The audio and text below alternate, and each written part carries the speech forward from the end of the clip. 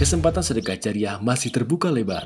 Salurkan sedekah jariah Anda melalui Bank Muamalat Indonesia 35300167116 atas nama Pondok Pesantren Tahkimus Sunnah Al-Islami, kode bank 147. Informasi dan konfirmasi 0813 7314 7983. Jazakumullahu khairan. Bismillahirrahmanirrahim. Assalamualaikum warahmatullahi wabarakatuh.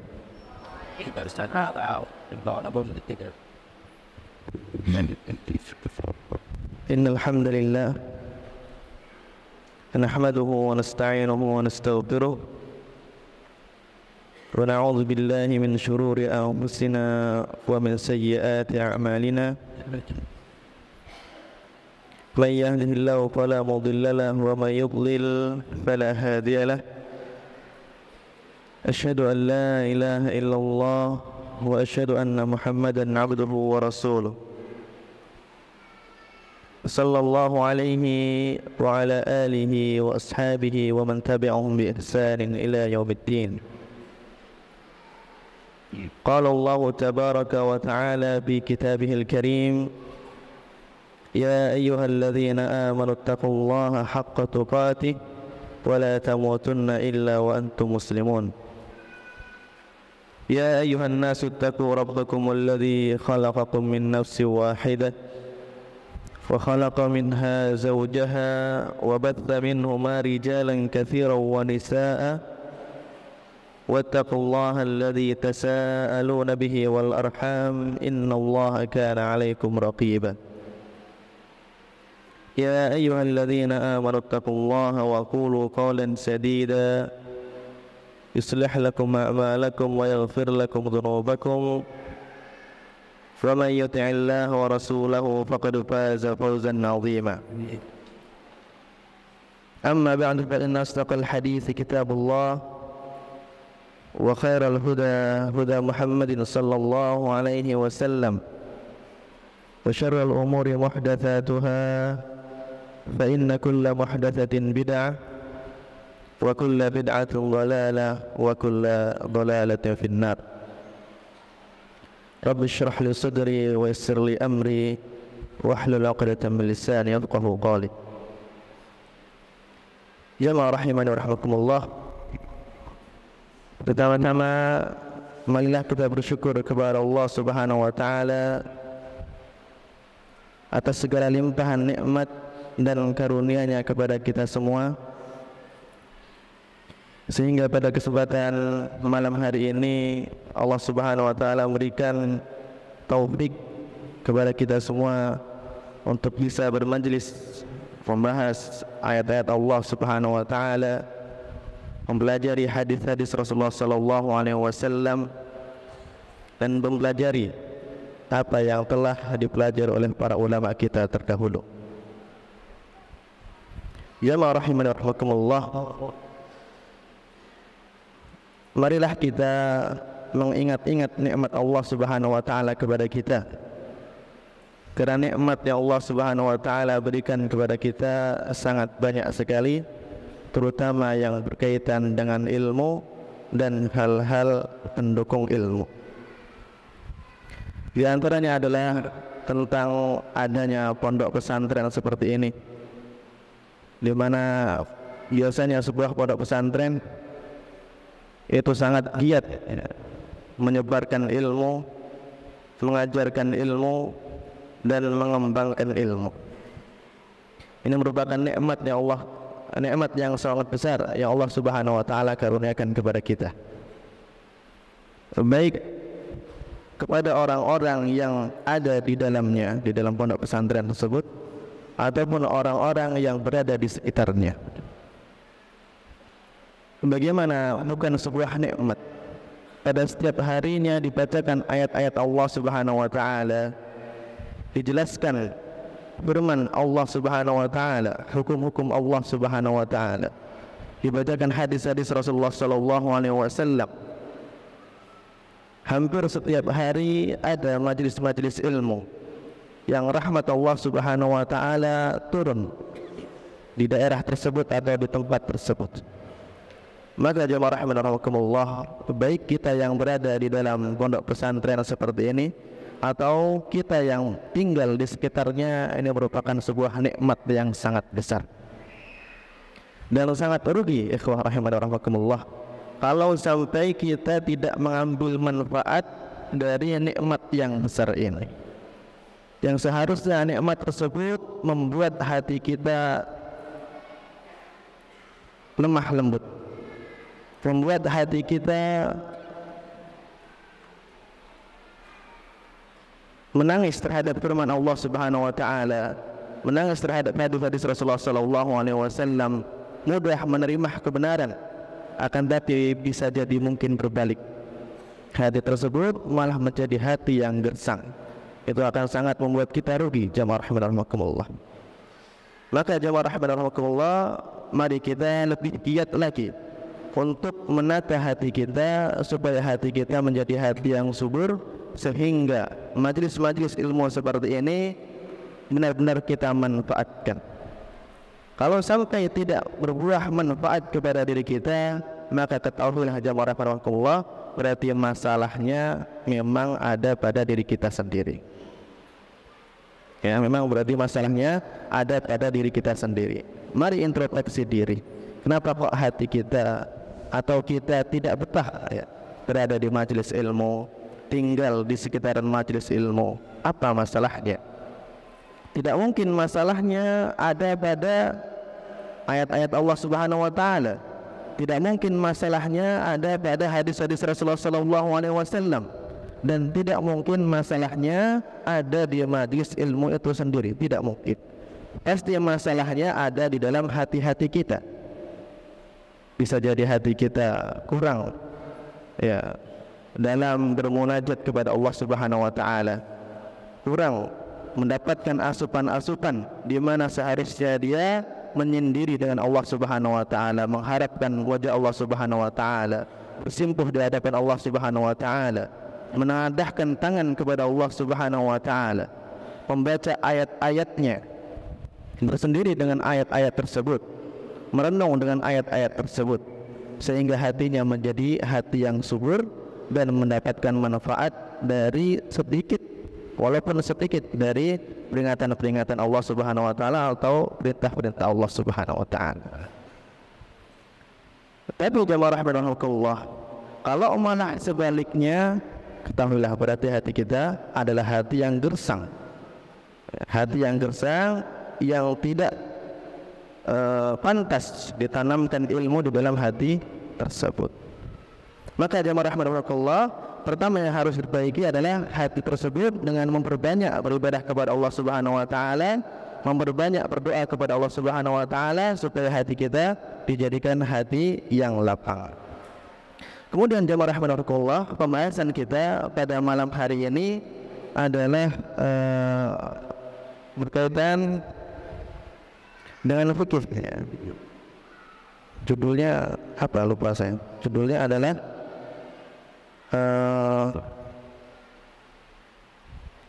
judulnya adalah penguasaan ilmu fikih. Sebenarnya jamaah rahimakumullah, materi yang akan kita bahas pada malam hari ini hanya sekedar catatan ya, dari sebuah kajian yang saya ikuti di Madinah sana, dan kajian ini disampaikan oleh Syekh Khalid Al-Musyaiqi.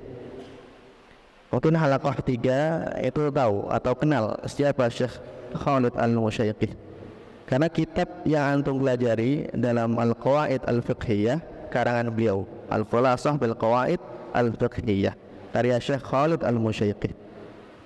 Dan ini yang akan kita sampaikan nanti adalah catatan ana dari kajian yang saya ikuti dengan Syekh Khalid Al-Musyaiqi, yang waktu itu judul kajiannya atau daurahnya adalah Al-Malakah Al-Fiqhiyah.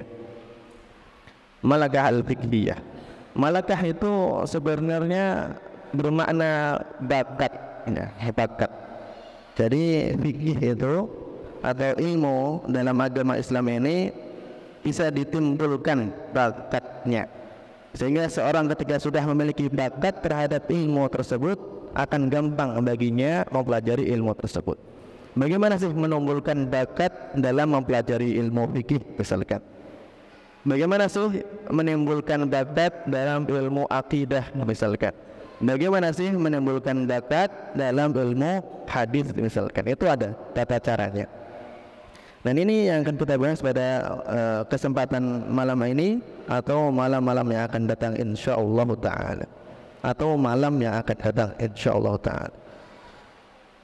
Jamaah rahimani rahimakumullah.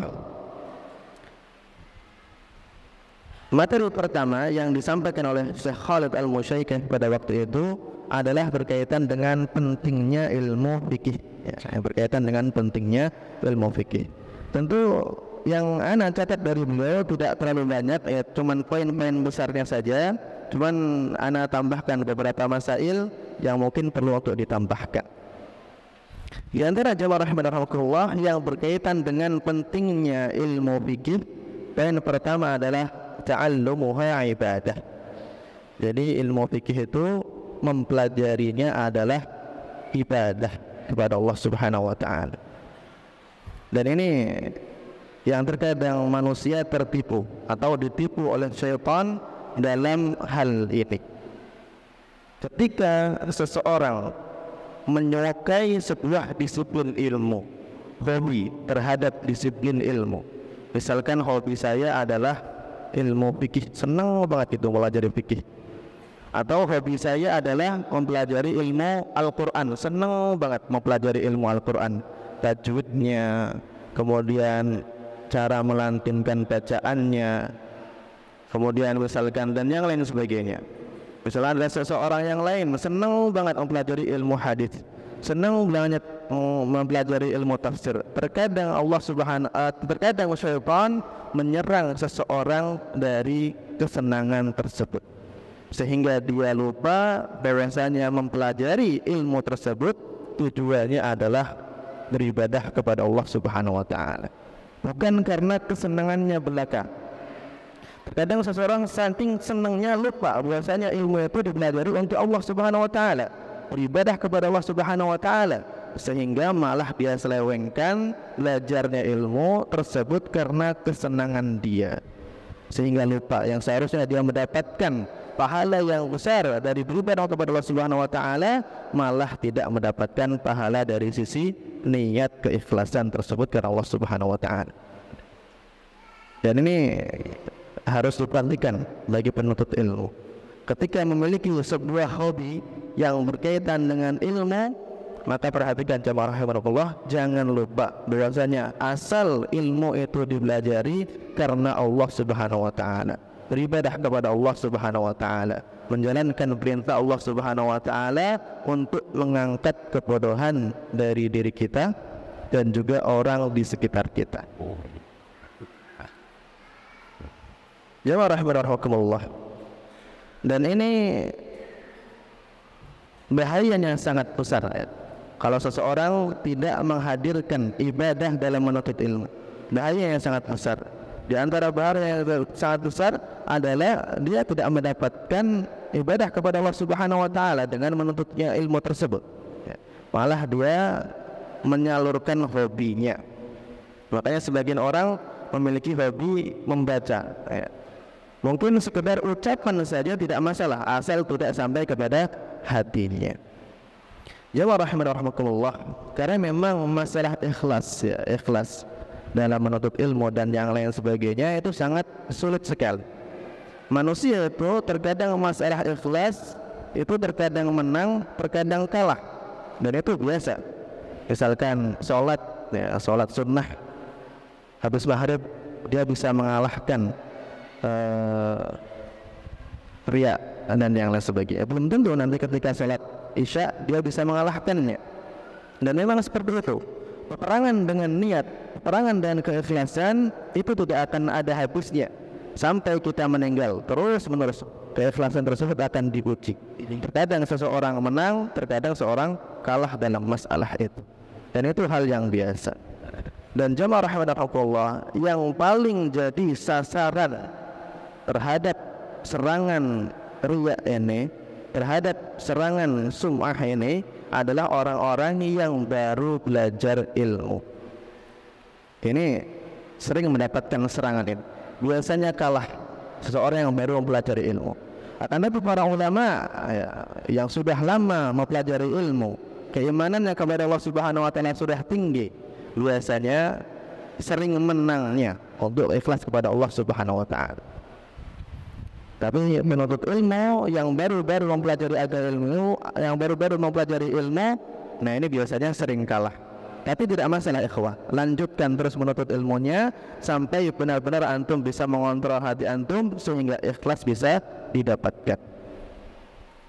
Dan anda lihat jemaah rahimakumullah, terutama di negara kita ini, seseorang sangat bermudah-mudahan sekali dalam masalah ini. Antum lihat misalkan di foto begitu, di foto, masya Allah kajian hari ini yang baca adalah fulan. Gitu. Sering apa tidak? Masya Allah kajian hari ini yang baca bahasa Arab gundulnya adalah artis fulan misalkan. Kenapa antum upload kemudian antum membantu syaitan untuk membuat si fulan tersebut riya? Ini tidak kita jumpai di negara-negara seperti Saudi. Ya, makanya jemaah rahimakumullah, jangan bermudah-mudahan dalam masalah ini. Riya itu urusannya sangat besar, dia bisa membatalkan amal seseorang. Maka kita harus tolong-menolong, ya, saling tolong-menolong untuk menyembunyikan sebuah amalan sehingga amalan tersebut bisa menjadi amalan yang ikhlas karena Allah Subhanahu wa taala. Kemudian itu yang pertama, ya, tentang pentingnya ilmu fikih. Yang pertama adalah mempelajarinya adalah ibadah kepada Allah Subhanahu wa taala. Kemudian yang kedua adalah bergantungnya sah ibadahnya seseorang atau muamalahnya seseorang terhadap ilmu fikih tersebut. Karena ibadah, mayoritas dari perkara ibadah adalah amrun ta'abbudi. Amrun ta'abbudi itu adalah datangnya dari Allah Subhanahu wa taala. Ya. Maka kita hanya menerima perintah Allah Subhanahu wa taala untuk mengerjakan salat, ya kita kerjakan salat tersebut. Mengerjakan zakat, ya kita kerjakan zakat tersebut. Begitu ya. Dan terkadang kita ketahui hikmah dari ibadah tersebut atau tidak diketahui hikmah dari ibadah tersebut. Inilah yang disebutkan oleh para ulama, bahwasanya syariat Allah Subhanahu wa taala itu terbagi menjadi dua. Yang pertama adalah amrun ta'abbudi atau umur ta'abbudiyah, yang kedua adalah mu'allalah. Mu'allalah atau umur ta'abbudiyah. Perbedaan dari dua hal ini, kalau amrun ta'abbudi itu bisa jadi kita tidak mengetahui hikmahnya. Ya. Contohnya misalkan sholat maghrib 3 rakaat. Kenapa sih kak 3 rakaat? Antum tahu hikmahnya? Tidak. Kenapa kak tidak 4 rakaat? Kemudian misalkan sholat isya 4 rakaat. Kenapa sih kak 4 rakaat? Kenapa tidak 5 rakaat dan seterusnya? Ini amrun ta'abbudi, tidak diketahui ilahnya. Di sana ada ibadah-ibadah kepada Allah Subhanahu wa taala yang diketahui hikmahnya. Di antaranya adalah adanya syariat jamak dan qasar. Di antara hikmahnya adalah karena untuk meringankan ketika seorang sedang safar, kemudian sulit begitu ya, kemudian sulit mendapatkan masjid, mendapatkan air. Kalau zaman dulu kan seperti itu, seorang safar itu sulit untuk mendapatkan air, sulit mendapatkan masjid, berbeda dengan zaman sekarang. Maka ada syariat jamak dan qasar salat, hikmah.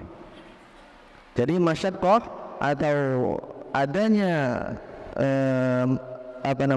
kesulitan dalam masalah safar itu tadi merupakan hikmah, bukan illah. Nah ini terkadang disalah pahami antara illah dengan hikmah. Ada illah, ada hikmah, dan yang menjadi sandaran hukum adalah illah, bukan hikmah. Makanya para ulama dalam masalah jamak qasar ini ada dua hal yang dijadikan sandaran hukum. Pertama hikmah, yang kedua illah. Kalau illah, mereka menyebutkan illahnya adalah as-safar. yaitu bepergian. Hikmah itu tidak bisa dijadikan sandaran hukum. Maka tidak semua keberatan itu mendapatkan rukhsah qasar. Misalkan antum kerja bakti, begitu ya, kerja bakti kemudian keren sekali kerja baktinya, gali sumur atau yang lain sebagainya, apakah mendapatkan rukhsah mengqasar salat? Bukan jamaah ya, mengqasar salat? Jawabannya tidak, karena qasar salat patokannya adalah apa? Ilahnya apa? Safar. Hikmahnya apa? Berat. Nah, gitu, berat. Ini pelajarannya dalam ilmu ushul fikih sebenarnya, masalah hikmah dengan illah. Intinya jamaah rahimakumullah, intinya apa? Intinya jamaah rahimakumullah, tadi sudah kita jelaskan ya. Tadi kita jelaskan bahwasanya ibadah itu ada dua, ada yang mu'allalah, ada yang ta'abbudiyah. Dan semua kita diperintahkan oleh Allah Subhanahu wa taala untuk mengerjakan ibadah tersebut. Dan sah atau tidaknya ibadah itu bergantung dengan pahamnya dia terhadap ilmu fikih atau tidak pahamnya. Dan muamalah pun demikian, jamaah rahimakumullah. Urusan muamalah pun demikian. Walaupun antara ibadah dan muamalah itu memiliki prinsip yang berbeda. Prinsip dalam masalah ibadah itu bergantung terhadap perintah dan syariat Allah Subhanahu wa taala. Hukum asalnya adalah dilarang sampai datang perintah dari Allah Subhanahu wa taala untuk mengerjakan ibadah tersebut. Ini sudah sering dijelaskan. Adapun bab muamalah, jual beli, kemudian berkaitan dengan nafkah keluarga dan yang lain sebagainya yang berkaitan dengan muamalah, hukum asalnya adalah mubah. Hukum asalnya adalah boleh. Hukum asalnya adalah luas, ya, mendapatkan keringanan dari Allah Subhanahu wa taala untuk mengerjakan muamalah tersebut. Maka dalam hal-hal yang kita tidak ketahui larangannya dalam bab muamalah, hukum asalnya boleh atau tidak boleh? Boleh. Terkadang seseorang kebalik, ya, atau dijadikan satu, ibadah dan muamalah sama.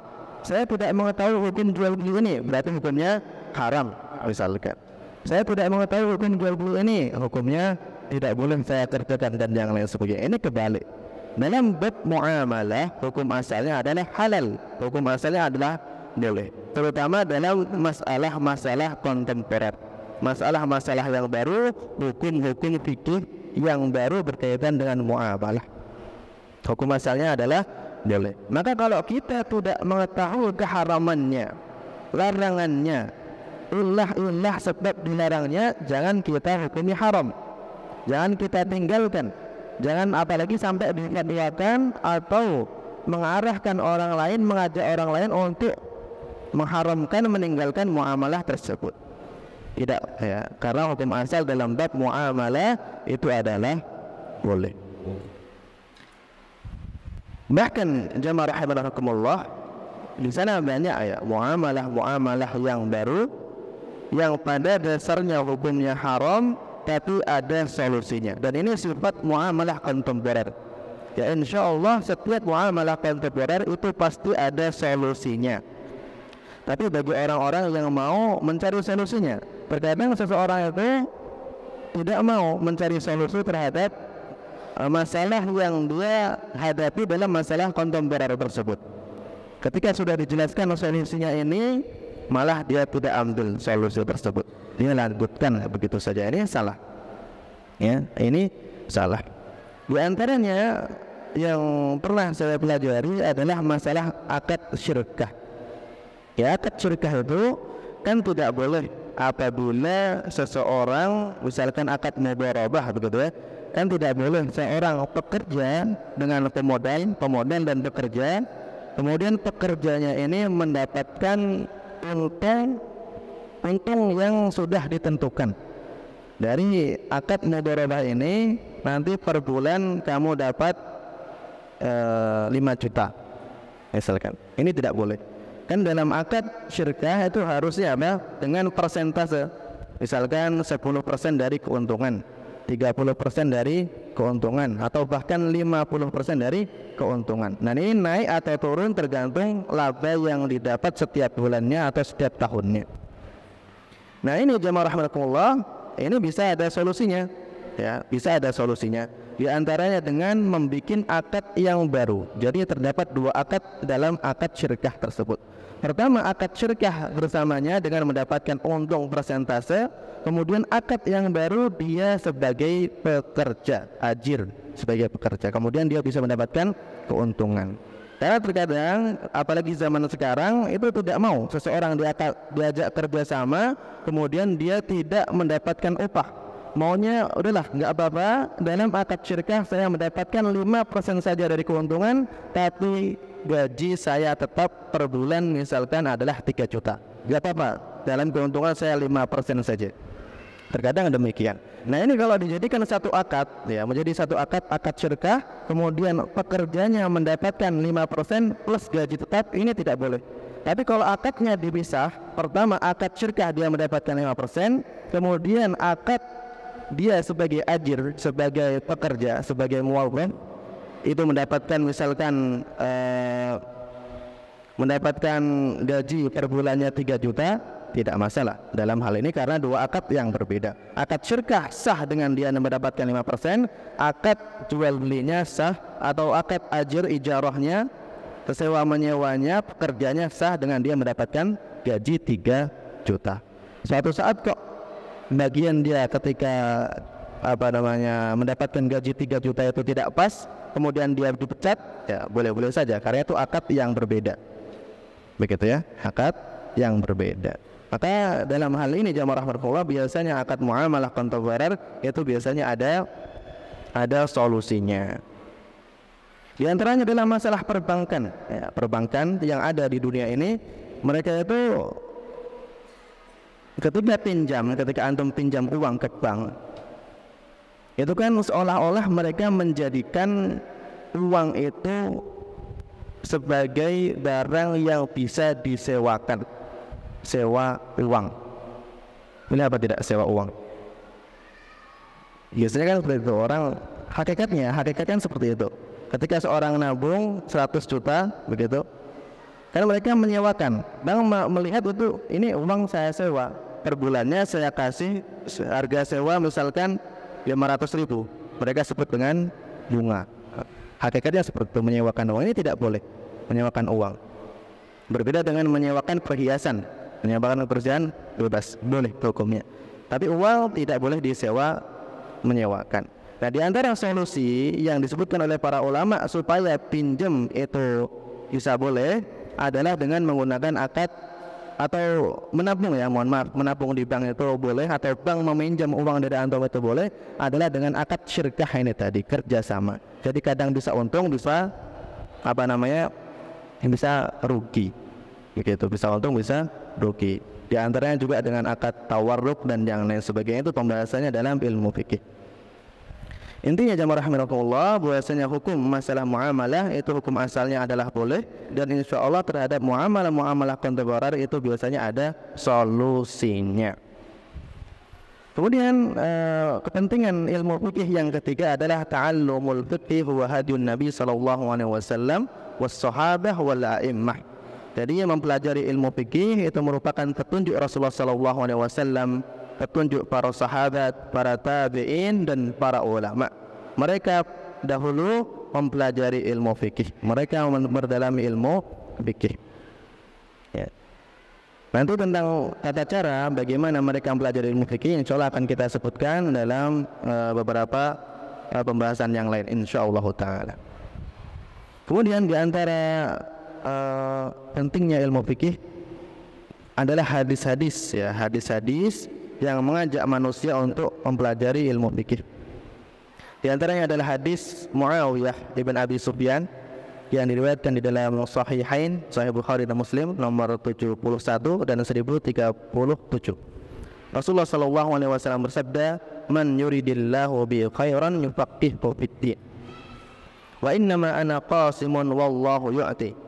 ولن تزال هذه الأمة قائمة على أمر الله لا يضر من خالفهم حتى يأتي أمر الله." Rasulullah SAW bersabda, "Man yuridillahu bi khairan yufaqihu fid din." Barang siapa yang Allah Subhanahu wa taala kehendaki kepada seseorang dengan kebaikan, maka Allah Subhanahu wa taala akan faqihkan dia terhadap agama Islam ini. Allah Subhanahu wa taala akan pahamkan dia terhadap agama Islam ini. Maka jamaah rahmatullah, selama kita mempelajari ilmu agama ini, memperdalam ilmu agama ini, berarti itu merupakan tanda dari Allah Subhanahu wa taala bahwasanya Allah Subhanahu wa taala menginginkan kebaikan kepada hidup kita. Semakin kita hadir di majelis ilmu seperti ini, semakin kita giat hadir di majelis ilmu, menolong ilmu, maka itu merupakan tanda dari Allah Subhanahu wa taala bahwasanya Allah menginginkan kebaikan kepada diri kita. Tapi kalau kita sudah mulai malas menuntut ilmu, malas menimba ilmu, itu merupakan tanda bagian kebaikan dari diri kita sudah mulai Allah Subhanahu wa taala cabut. Yang seharusnya jatahnya 10 misalkan, kalau kita semakin malas menuntut ilmu, berarti berkurang batas kebaikan tersebut. Maka kalau kita ingin baik hidup kita, ya lanjutkan dalam menuntut ilmu. Di sini di antara yang disebutkan oleh para ulama tentang hadis ini, wa fi hadzal hadits yukhbiru an-nabiy sallallahu alaihi wasallam anna man arada bihi Allahu khairan 'aziman wa naf'an katsiran yufaqihu fid din. Dalam hadis ini Allah Subhanahu wa taala mengkhabarkan bahwasanya barang siapa yang Allah Subhanahu wa taala inginkan kebaikan yang banyak dan manfaat yang besar, Allah Subhanahu wa taala akan faqihkan seseorang tersebut terhadap agama Allah Subhanahu wa taala. Wa yamnahu al-'ilma asy-syar'i alladzi la yudanihi khairan fi hadzal wujudi min fadlihi wa syarafihi. Kemudian Allah Subhanahu wa taala berikan kepada orang yang Allah inginkan kebaikan tersebut ilmu syar'i yang tidak ada yang setara kebaikan di dunia ini dibandingkan ilmu yang syar'i tersebut, baik fadilahnya, keutamaannya. Makanya jamaah rahimani wa rahmakumullah, investasi akhirat yang paling besar adalah investasi ilmu. Gratis dan sangat menguntungkan investasi ilmu. Kalau kita lihat para ulama terdahulu seperti Imam Abu Hanifah misalkan, Imam Malik, Imam Syafi'i, Imam Ahmad, hidup pada abad kedua atau abad pertama Hijriah. Sampai sekarang masih berjalan apa tidak? Investasi ilmunya masih berjalan. Kitab-kitabnya masih bisa dibaca, kitab-kitabnya masih bisa dipelajari. Transfer pahala kepada mereka masih terus berjalan. Maka ini menunjukkan akan besarnya fadilah investasi ilmu. Adapun investasi yang lainnya, walaupun memang dia berjalan seperti wakaf masjid dan yang lain sebagainya, suatu saat akan terputus. Tapi kalau ilmu jamaah rahimahullah itu sulit terputusnya, apalagi kalau sudah menjadi manfaat, dicetak kitab-kitabnya, dipelajari ilmu-ilmunya, masya Allah, ini sangat besar sekali investasi ilmu. Maka jamaah rahimahullah, kita harus memiliki ya investasi ilmu. Dan ini diantara rahasia kenapa sih para ulama terdahulu mereka semangat dalam menulis kitab. Di antaranya untuk investasi ilmu ini. Bahkan di antara mereka ada yang memiliki banyak kitab, tapi ternyata satu kitab saja yang masih tersedia, yang masih ada sampai sekarang. Begitu. Sudah cukup satu kitab saja untuk menunjukkan sebagai bekal dia dalam masa investasi ilmu ini. Li'annahu mirasul anbiya alladzi lam yuwarrithu ghairahu. Di antaranya si faqih ini tadi, orang yang paham terhadap ilmu agama ini tadi, termasuk pewarisnya para nabi, yang para nabi itu tidak mewarisi selain ilmu tersebut. Dan di dalam hadis tersebut Rasulullah SAW sabdakan khairan nakirah, ya. Nakirah ini supaya mencakup yang banyak atau yang sedikit, ya. Jadi baik ilmu itu banyak atau sedikit, itu merupakan tanda bahwasanya Allah Subhanahu wa taala menginginkan kebaikan kepada orang tersebut.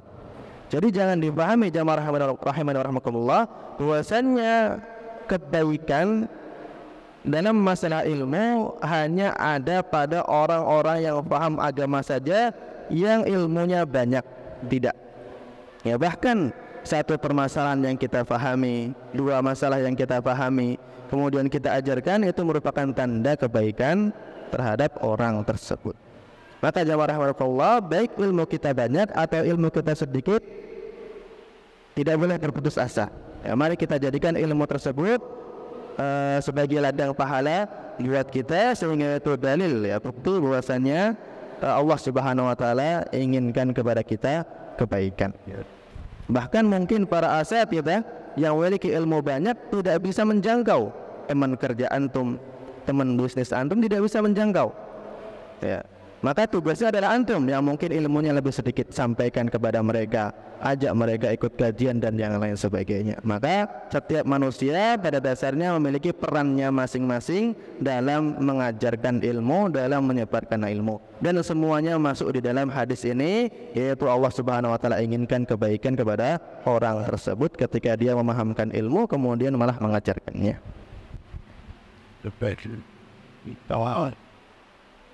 Kemudian setelah itu Rasulullah SAW katakan, wa innama ana qasimun wallahu yu'ti. Aku hanyalah sekedar membagikan saja, dan Allah Subhanahu wa taala yang hakikatnya yang memberi ilmu tersebut. Ya. Di sini dikatakan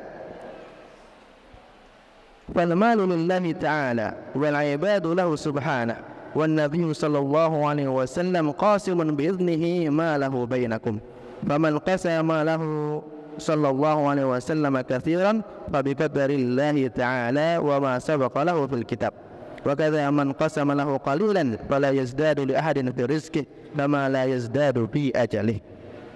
Jadi terkadang ada di antara manusia ini yang Allah Subhanahu wa taala bagi dengan pembagian yang banyak, ada dibagi dengan pembagian yang sedikit, baik itu berkaitan dengan harta atau berkaitan dengan ilmu. Sebagaimana begitu juga dalam masalah ajal, ada yang diberikan ajal yang panjang, ada yang diberikan ajal yang pendek. Semuanya merupakan pembagian dari Allah Subhanahu wa taala, dan tidak akan ada orang yang bisa menambah bagian dari yang Allah Subhanahu wa taala berikan kepada orang tersebut. Hal ini jamaah rahimanallah membuat hati kita tenang, dan tidak mengungkit-ungkit, ya, nikmat Allah Subhanahu wa taala. Semua sudah merupakan takdir dari Allah Subhanahu wa taala. Baik bagian kita banyak atau bagian kita sedikit, itu semua dengan hikmah dan karunia dari Allah Subhanahu wa taala. Baik jemaah rahimakumullah. Poin yang selanjutnya yang menunjukkan akan pentingnya ilmu fikih adalah kebutuhan manusia terhadap ilmu fikih tersebut. Ya. Butuhnya manusia terhadap ilmu fikih itu sangat besar. Paling banyak pertanyaan dalam pertanyaan-pertanyaan yang masuk rata-rata masalah fikih. Nah, makanya kita perlu, ya, mempelajari ilmu fikih supaya hajat atau kebutuhan manusia itu terjawab. Dan jangan sampai menjadi kita setengah paham. Nah, itu malah berbahaya. Karena setengah paham itu yang merusak alam. Makanya di sana ada ucapan ahlakal alam arba', nisfu hakimin wa nisfu faqihin wa nisfu nahwiyin wa nisfu tabib. Yang akan merusak alam ini 4 model orang. Yang pertama setengah hakim, kemudian setengah faqih atau setengah orang yang pintar terhadap agama ini, setengah ahli nahwu, berarti bukan ahli, ya, setengah nahwu, kemudian setengah orang yang atau setengah dokter. Nah, itu akan merusak alam ini. Maka jangan setengah-setengah. Yang jadi pembahasan kita adalah setengah faqih. Apa itu?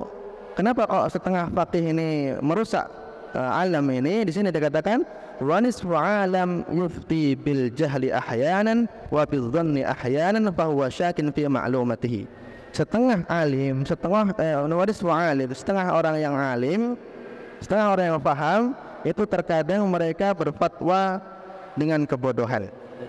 Terkadang berfatwa dengan sekedar prasangka saja atau keraguan terhadap apa yang dia sampaikan. Laisa indahu jawabun kafi wa la da'un syafi li kulli mas'alah. Tidak ada jawaban terhadap pertanyaan yang disampaikan kepadanya sehingga bisa menjawab pertanyaan tersebut dengan tuntas. Walaysa bi'alimin muhaqqaq yuwaththaqu bi'ilmihi walaysa bijahilin hatta yartahu minhu. dia bukan termasuk orang yang alim sehingga ilmunya dapat dipertanggungjawabkan, dan dia bukan orang yang bodoh juga sehingga manusia bisa istirahat darinya. Begitu. Jadi sangat bahaya sekali rahimahullah setengah paham terhadap agama ini. Kemudian yang terakhir, masalah yang terakhir yang berkaitan dengan fadilah mempelajari ilmu fikih adalah kathratun nawazil al-mustajiddah, banyaknya perkara-perkara baru. Banyaknya perkara-perkara baru dalam agama ini. Yang dimaksud perkara baru adalah berkaitan dengan ilmu fikih, urusan-urusan yang baru. Nah, ini yang bisa menjawab tentang permasalahan-permasalahan baru adalah orang yang ahli fikih. Ya, orang yang ahli fikih yang memang mempelajari perkara-perkara baru tersebut. Di antara contohnya adalah misalkan yang sering saya katakan, misalkan GoFood, atau misalkan hukum e-commerce sekarang seperti Shopee dan yang lain sebagainya, itu kan perkara-perkara baru. Bagaimana hukumnya? Begitu, misalkan beli handphone di Shopee misalkan, atau Tokopedia, kan antum tidak lihat barangnya secara langsung, begitu. Boleh apa tidak boleh? Ya. Boleh. Ini masuk dalam pembahasan para ulama, hukum menjual barang yang barangnya tidak ada di depannya tapi disifati dengan sifat yang jelas. Misalkan nih, barangnya tidak ada, begitu, tidak ada di depan saya jual kepadamu misalkan handphone saya. Kemudian disifati handphone tersebut, mereknya misalkan Samsung, tipenya ini, RAM-nya ini, dan seterusnya, jelas. Sehingga orang yang akan beli itu jelas, begitu loh, jelas. Oh iya, saya paham dari spek-spek yang diberikan, walaupun saya tidak lihat barangnya, saya paham. Dan gharornya sudah terangkat, makanya hukumnya boleh. Ya, itu masuk dalam pembahasan tersebut. Di Shopee biasanya sudah dijelaskan deskripsinya, dibaca dulu. HP-nya ini dan seterusnya. Insya Allah saya paham. Walaupun saya tidak pegang HP-nya, tidak masalah insya Allah ta'ala. Atau di fikih juga disebut dengan al-bai'u birru'yatin sabiqah, misalkan penjual barang yang sudah pernah dilihat sebelumnya. Contohnya misalkan antum di Nunggal Rejo ini, ya, Nunggal Rejo ini antum baca rumah ini dijual. Nah, antum sudah lihat rumah itu, dikelilingin, dicek, oh sudah tahu, tapi tidak jadi beli. Ketika antum pergi ke Jakarta, kemudian pemilik rumah itu ternyata ada di Jakarta, terjadi akad di Jakarta, kan barangnya ada apa tidak? Tidak ada. Kemudian antum membuat akad dengan pemilik rumah tersebut di Jakarta dalam keadaan rumahnya tidak bisa dilihat. Tapi antum sudah pernah melihat rumahnya apa tidak? Sudah pernah melihat rumah tersebut. Walaupun barangnya tidak ada, hukumnya sah. Kenapa? Karena antum membeli barang yang sudah pernah antum lihat, sehingga jahalah atau unsur ketidaktahuan terhadap rumah tersebut sudah hilang. Tapi al-bai'u birru'yatis sabiqah ini boleh terhadap barang-barang yang tidak berubah dalam waktu dekat. Artinya dalam jangka waktu 1 tahun, 2 tahun, ya masih sama. Rumah itu dalam jangka waktu 1 tahun, 2 tahun, ya bentuknya masih sama. Tapi dalam barang-barang yang bentuknya gampang berubah, tidak boleh jual beli dengan cara seperti ini. Misalkan 1 hari barang tersebut sudah berubah bentuknya. Misalkan apa? Yang gampang berubah bentuknya. Dan harganya tentu berubah. Apa ya, kawan? Ya, misalkan kita katakan apa ya? Motor saja. Misalkan kita katakan motor. Dalam jangka 1 tahun pasti sudah berubah gitu. Maka ketika antum sudah lihat motornya, misalkan Supra X begitu ya, di Lampung, kemudian akadnya di Jakarta 1 tahun kemudian, boleh apa tidak boleh? Tidak boleh. Kalau dengan asas, dengan dasar penglihatan 1 tahun sebelumnya. Karena dalam 1 tahun itu biasanya barangnya sudah berubah. Kecuali kalau antum dikirimi lagi foto yang baru, kemudian real foto yang barusan diambil, kemudian deskripsinya isinya jelas dan seterusnya, itu silahkan, boleh hukumnya. Nah, sekarang bagaimana hukumnya? Misalkan jual beli emas lewat Shopee. Ada nggak? Kalau antum buka beli antam begitu, ada apa tidak di Shopee? Ada ya? Banyak ya? Boleh apa tidak boleh? Kan deskripsinya jelas, 2 gram, 3 gram cincin. Atau yang biasanya orang tidak